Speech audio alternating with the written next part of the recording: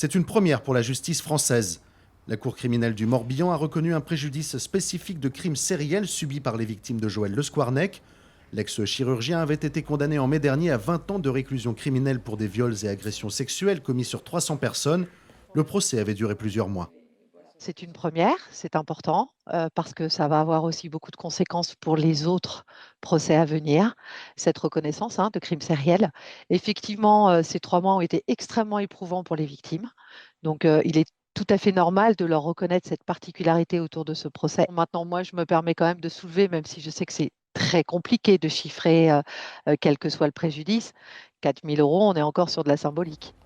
Cette reconnaissance du crime sériel fait jurisprudence, c'est-à-dire qu'elle pourra servir dans d'autres affaires. La somme, elle, est peut-être symbolique, mais elle n'a pas vocation à réparer les actes de Joël Le Squarnec. C'est le préjudice subi par les victimes quant à leur prise en charge qui est visé par cette décision. Ils estiment que, notamment du fait de la durée du procès, 3 mois, il y a un préjudice spécifique. Préjudice spécifique parce que pendant 3 mois, les victimes se sont retrouvées à Vannes alors qu'elles habitaient aux 4 coins de la France et que chaque jour, elles ont dû faire face à leur agresseur avec parfois des rebondissements, avec parfois des propos qui les ont blessées. Joël Le Squarnec étant insolvable, c'est le fonds de garantie des victimes qui leur versera l'argent. Celui-ci peut toutefois interjeter appel de cette décision.